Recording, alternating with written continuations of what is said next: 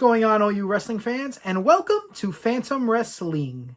So if you're new to this channel, I go by the name of Phantom Sylus, and I, alongside my tag team partner Khaos Lee, run this channel together. And I mean, hey, we're wrestling fans and we just want to talk about wrestling, so we started this channel as a way to do so. As of the time I'm recording this video, Lee is getting ready to put out the next episode of the Gotta Ring to It podcast, our wrestling podcast that we started. That was the first thing we started off doing on this channel.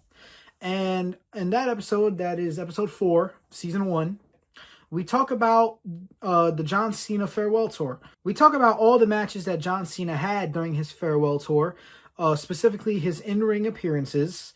And we go through them match by match, and we talk about what we liked about the match, what we didn't like, and, you know, everything under the sun. And don't worry, we didn't just talk about the matches. We talked about certain moments too. So I figured, since we did that episode of the podcast talking about John Cena's matches that he actually did have during his farewell tour, I wanted to make a video talking about the matches that he didn't have. Now, let's be honest. There is a huge amount of names that we all wish John Cena would have faced during his farewell tour. And let's also be honest in saying that, yes, 36 dates was not enough. John Cena should have had way more than 36 dates to really, you know, cap off his final run in the company. But of all the names that we would have loved to see Cena have faced against, there's 10 I picked out in particular to talk about in this video. So I already know there's going to be names that some of you had in mind that I'm not going to discuss. So we do open up discussions here on the channel. So please, if there's any name I didn't mention that you would have loved to see Cena face during his last run, leave it down in the comments below, and I love to talk about it there.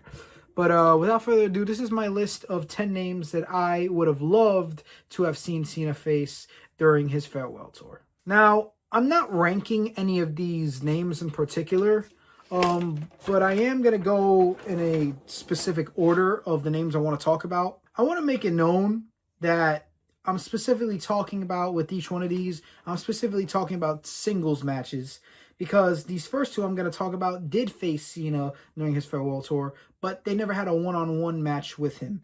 So, okay, I get it. You know, maybe I'm cheating a little bit because I'm talking about names he didn't face, and these first two he technically did face. But, hey, it's my video.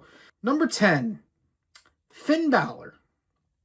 So there is a little bit of history here between these two. Obviously, you know, Cena got to face Finn Balor in that 6-man tag team match on his last Raw, where he teamed with Sheamus and Rey Mysterio to take on the Judgment Day. Finn Balor, JD McDonough, and Dominic Mysterio, which, side note, I was there for that. That was in Madison Square Garden. But either way, we never really did get a John Cena and Finn Balor match one-on-one. Because they had that tag match on John Cena's last Raw. On the Raw after Mania in 2024, Cena also teamed up to go against the Judgment Day. Those same three, coincidentally. But this time teaming up with Miz and R-Truth. And then, this goes even to years back, where John Cena competed on a Fatal 4-Way match on an episode of Raw in 2019. Where it was him, Finn Balor, Baron Corbin, and Drew McIntyre. In which the winner would become the #1 contender for the Universal Championship at that year's Royal Rumble. So Finn Balor ended up winning that match and actually pinning John Cena in the match. So there's some history there. Also, because it just came to my mind, in 2021, when Cena had that program with Roman Reigns going into SummerSlam, Cena did take Finn Balor's Universal Championship opportunity when they were set to have a contract signing. And then Finn Balor had signed a contract, but then Cena Sharpied his name all over the contract and essentially took Finn Balor's spot at SummerSlam. And they never really expanded upon that. And what's crazy was that at that time, SummerSlam was John Cena's last televised appearance before going back to Hollywood. But he ended up a couple weeks later doing a dark match on an episode of SmackDown in Madison Square Garden, which doesn't make sense to me. So SummerSlam was billed as, you know, John Cena having to go back to Hollywood. But then a couple weeks later, I believe it was 2 weeks, if I'm not mistaken, could be more, but you have John Cena in Madison Square Garden on SmackDown in a dark match. You don't even put him on TV. I think that would have been the perfect opportunity to have Finn Balor and John Cena face one-on-one before Cena would have gone back to Hollywood. But either way, we're talking about the John Cena Farewell Tour. With all that history, there, I really think Finn Balor and John Cena should have had a singles match at some point, especially in the build-up to Cena facing Dominic at Survivor Series, defending the IC title that he won against Dominic Mysterio, and Dominic getting his rematch. If Cena had had a couple more appearances, I really think we could have gotten a John Cena and Finn Balor one-on-one match proper, and I really would have loved to see that. Number 9, Drew McIntyre. And this was actually confirmed by Drew McIntyre himself.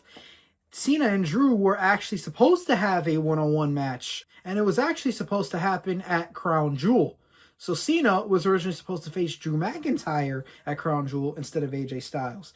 Now, in hindsight, I do think that, yes, him facing AJ instead of Drew was the better decision, because after that god-awful match he had with Brock Lesnar, don't even get me started on that again.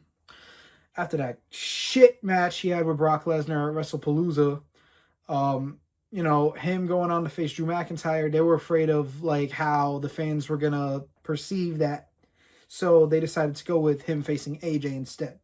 So honestly, good call. And with the match we got between John Cena and AJ Styles, match is fucking phenomenal. And you know what? Pun very much intended, because that genuinely is one of the best wrestling matches I've seen in recent years, and I dare to say of all time. But yeah, so John Cena and Drew McIntyre is a match that fans have been fantasy booking for a while. So honestly, with the heel work Drew has done in recent years, and especially John Cena being the ultimate babyface, I think it just seems natural for these two to go up against each other. Because, you have John Cena, he's John Cena, and then Drew McIntyre being the dastardly heel he is, especially during his feud with CM Punk, the trolling, the pettiness of Drew McIntyre.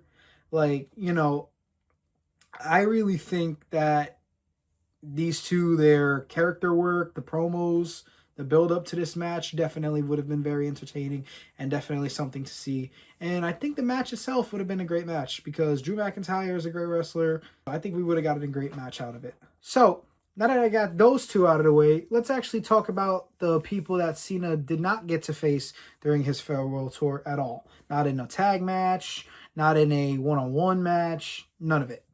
So, number 8, Grayson Waller. There's not really much to talk about here outside of, okay, look, every match I say on this list, I think they're going to have a good match. That's, I might repeat that a lot throughout this video, but, if I didn't think Cena would have a good match with this person, would I be talking about them at all? But either way, there's just some of these opponents where I think, you don't need to think about it too much. It just seems right. And one of them is Grayson Waller. Because, well, one, they had that segment back in Money in the Bank. And Grayson Waller's just like, he's just like Drew McIntyre. He's a similar heel in the sense of Drew McIntyre about, pettiness that I was talking about, and the cockiness, and, the way he presents himself. And Grayson Waller could be a little bit of a troll at times. And the thing is, we haven't gotten the fullest of Grayson Waller's as a heel on the main roster. Not like we did when he was in NXT. But I definitely think a program between Grayson Waller and John Cena would have definitely been very entertaining. This didn't need to be anything that crazy. It could have just been like a one-off match on Raw or SmackDown, But I think it definitely would have been something to see. So far, I've mentioned names that Cena had never faced, or at least not faced one-on-one. Part of the allure behind Cena's last run was not just about seeing him face people he hasn't faced before. Let's be honest, we all want to see Cena duke it out with some of his old rivals as well. He did very much just that. We got to see him face Randy Orton, CM Punk, Brock Lesnar, even though the match was horrible. Don't worry, I'm not going to continue to harp on that too much, I promise. But, we've gotten to see Cena face his old rivals.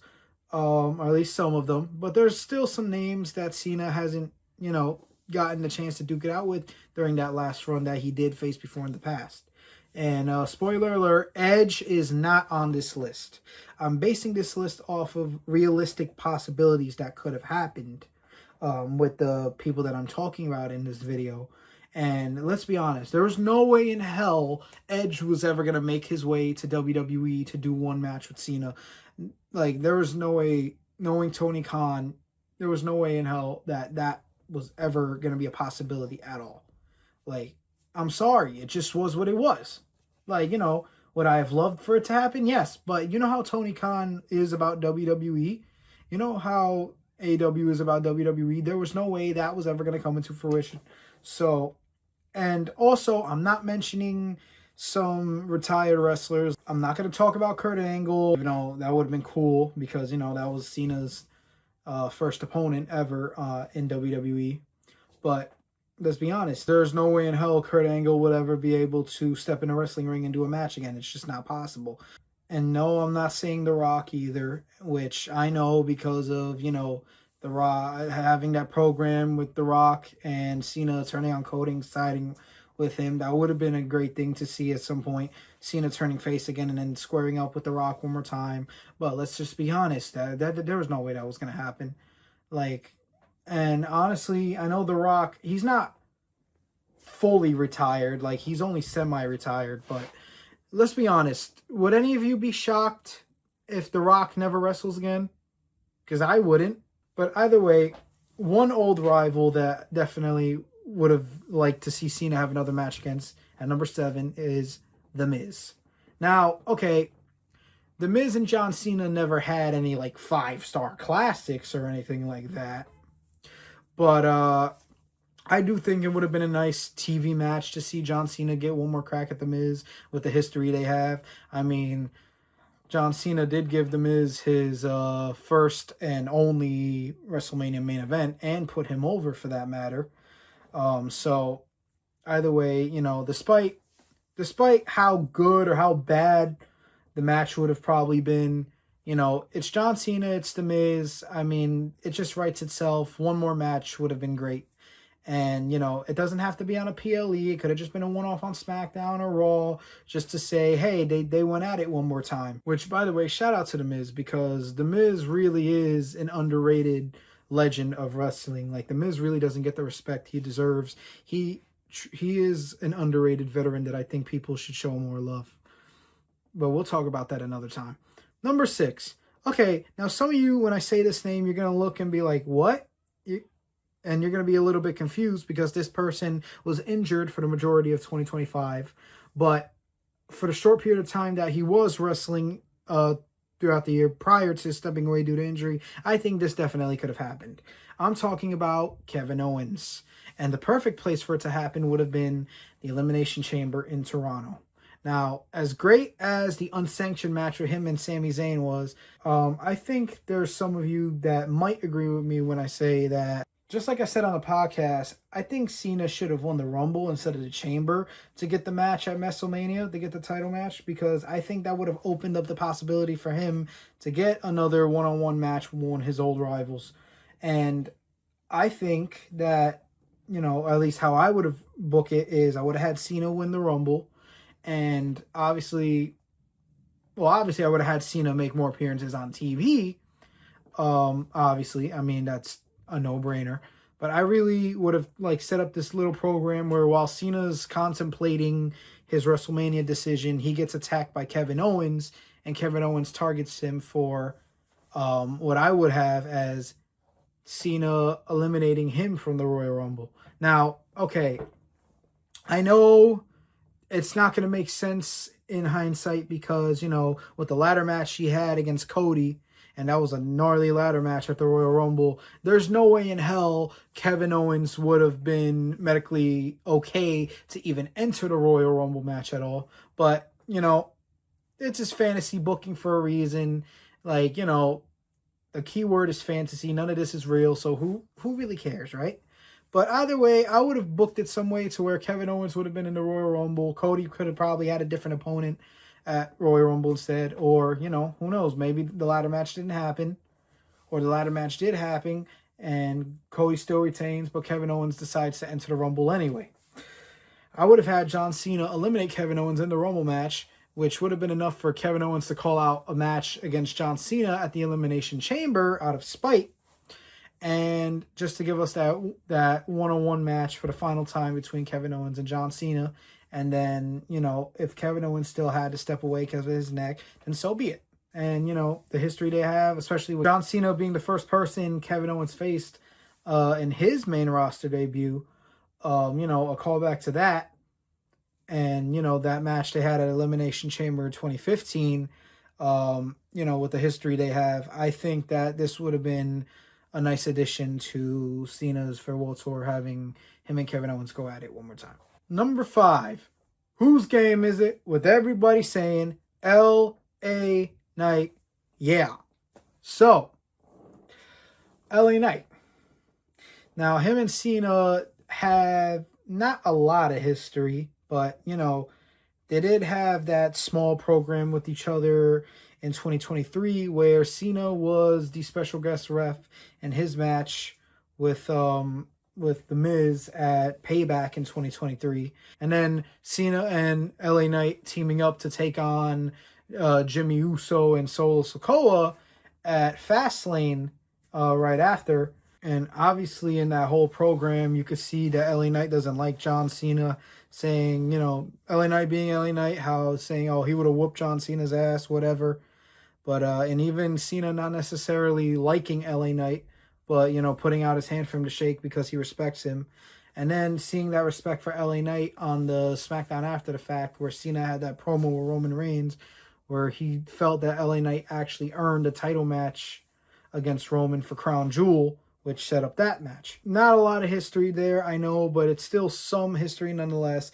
And, it's LA Knight. Him going up against John Cena, that's like, what more is there to say?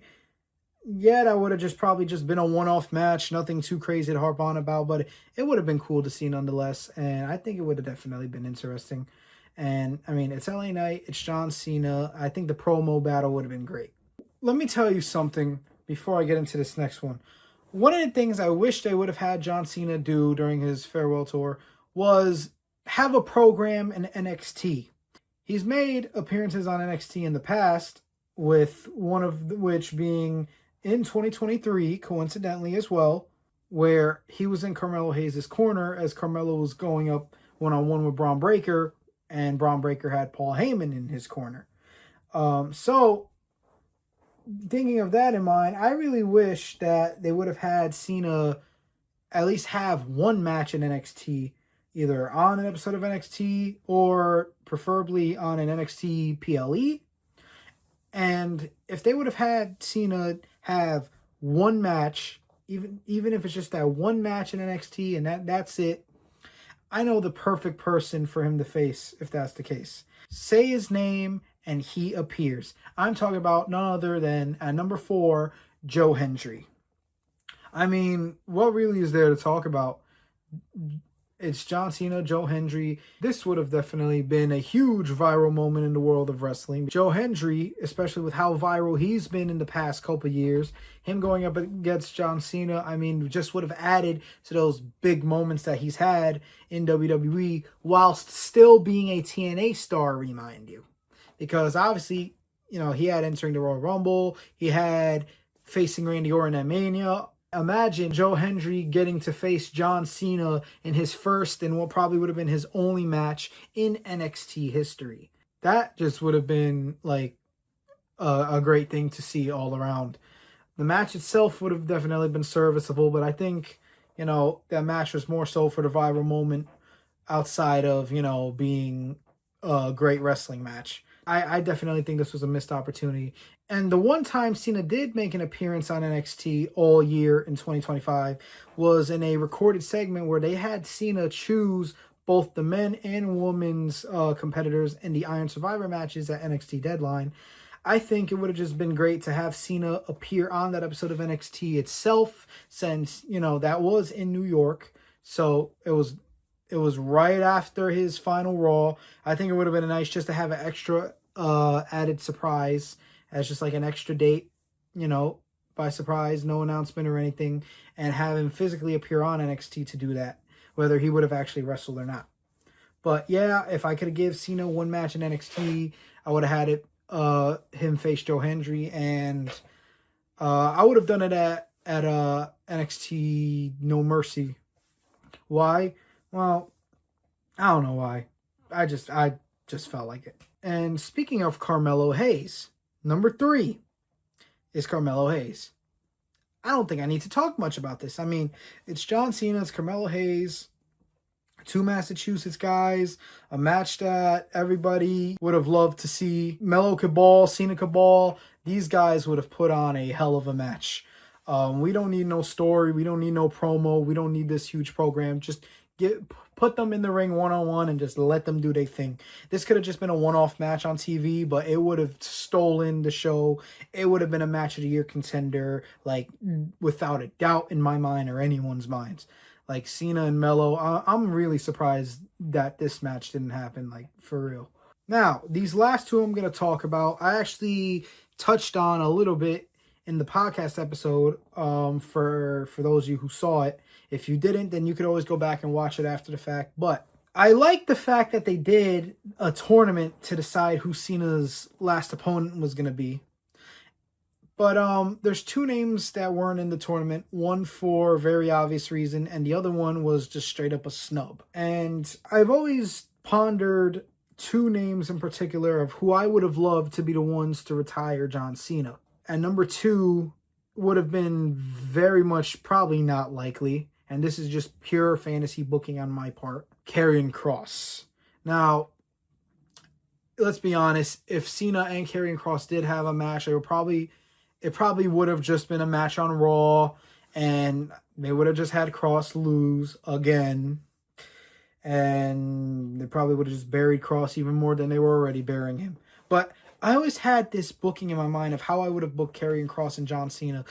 I've always had that in my mind for years. Like, I always imagined, like, I already knew I wanted this match because seeing what Kross was like in NXT, I was like, dude, I would love to put him in the ring with John Cena. And I would have had a booking similar to how Cena was going to be booked originally going into Mania 35 in 2019, where Cena was set to do a 6-man tag match on Raw, and originally he was going to be booked to be taken out by, at that time, a recent powerhouse NXT call-up, whose name I'm not going to mention because he's a freak, and I ain't just talking about his character. If you know, you know. If you don't want to know. But the idea of that person was going to take him out and have that program going into WrestleMania against John Cena and beat him. Now, I would have used that same booking but put my spin on it. Yeah, I would have had Kross take out Cena backstage on an episode of Raw. And then from there, I would have pushed a program with them where basically Karrion Kross just wants to essentially unalive John Cena, if you will. Not literally, but from the things he wants to do to Cena, from the powerhouse that we all know he truly is, despite the way he was booked in recent years, from the stuff he's capable of doing, absolutely would be a hell of a challenge for John Cena. Like, I would have loved for Karrion Kross to take Cena to his absolute limit, not just physically, but both mentally as well, because Kross is a great promo cutter, and he really knows how to get underneath people's skin. Like, this would have definitely been storytelling at its finest. Now, how I would have booked the actual match, I would have just had Kross look like he committed a murder on live TV. Like, I'm not even going to lie to you. Like, I would have had Kross obliterate Cena, not just squash him. Like, I would have just had this being like a squash match, like not like Brock Lesnar. No, not only does he beat Cena, but even after the match, he continues to attack him and, I don't know, hit him with a chair, throw him into the ring post, put him through the announce table, but just do the absolute most damage to where Cena has to get stretchered out, to where people think, oh my gosh, is Cena dead? Like, I really would have had Karrion Kross go all out. I would have had, not Karrion Kross, Killer Kross. I would have really put the name Killer in Killer Cross with the way I would have booked him. But now that's just pure fantasy booking on my part. And let's be honest, there's no way WWE, even if all the stuff between Cross and WWE and the way they were treating Cross, even if that stuff didn't happen and Cross was still with WWE, there's no way that they would have ever considered Karrion Kross to be the one to retire Cena. And even if they did do the match, like I said earlier, it probably just would have been a one-off match. Probably on an episode of Raw, Cena would have just got the win. Kross would have took the loss, and that would have been that. But at number one, the person who I really think should have been the one to retire John Cena. Like, obviously after Kross was gone, in my mind, this is the one person I thought this has to be Cena's retirement match. Like, it was just so obvious to me. And number one, Braun Breaker. I mean, this guy is the future of the company without a doubt in my mind. He's a young, upcoming star. And, you know, well, obviously he's already had 2 Intercontinental Championships to his name. But I think all of us knew when we first saw Braun Breaker that, yeah, he has to face John Cena at some point. And especially they had on that same episode of NXT where Cena was in Melo's corner, Cena actually did have a promo segment with Braun Breaker. I'm surprised that they never continued upon that. And especially now with, you know, with the Vision, I'm surprised that they never had Cena interact with the Vision at all. And I know, obviously, during his match with CM Punk at Night of Champions, you had the Vision getting involved during his match with Punk and all those things. But let's be real, no one cares about that. If Cena would have gotten a program with the Vision proper, him and Braun Breaker definitely that should have been like top of the list of names Cena should have faced. And the reason that I wanted Braun Breaker to be the one to retire Cena is pretty simple. Like, I think, you know, this is John Cena we're talking about. I think, you know, whoever retires him is going to be a big deal. That's going to be something that, you know, that's going to be like a huge career milestone. I think that person would have been set for the rest of their career. Like, yeah, I am the one that got to retire John Cena. Like, I think whoever that accomplishment went to was going to be pretty much a certified Hall of Famer, was going to go down as a legend, no doubt. But I think it should have went to somebody young, up and coming, who's never been a world champion yet, who, you know, could have definitely benefited from it more.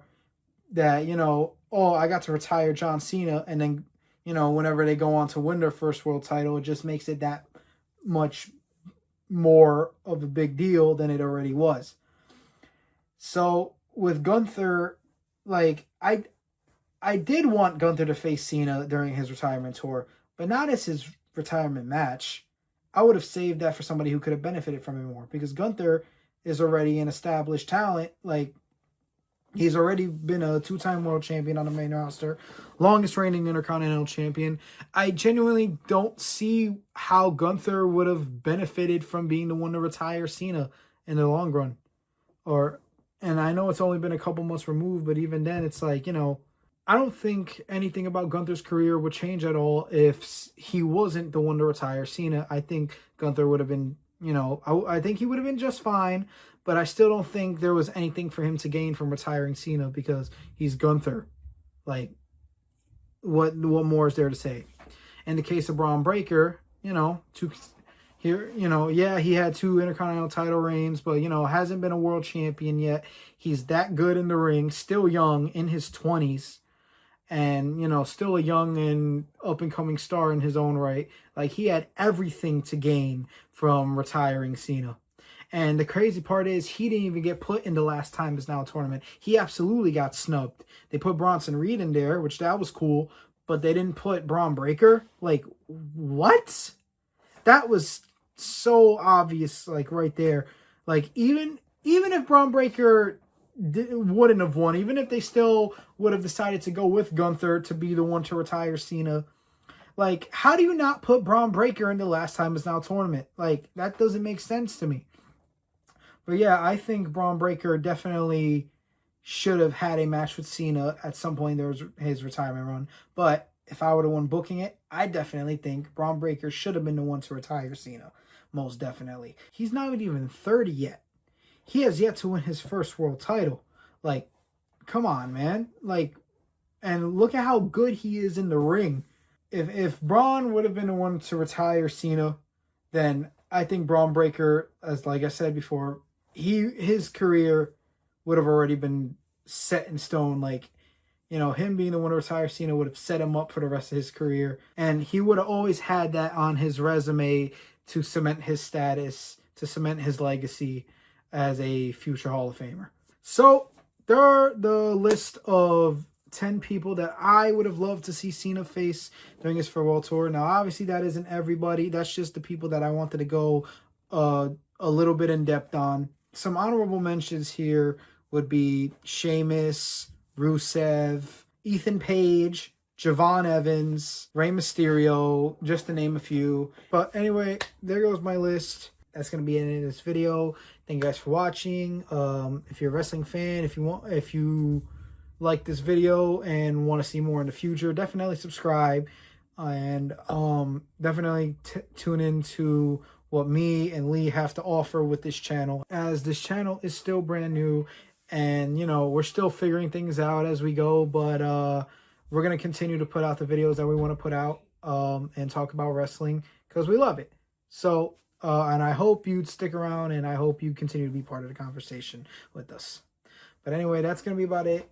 Thank you guys for watching, and I don't have an outro. I don't know what type of outro to do, but I just hope everybody has a good one, man. Peace.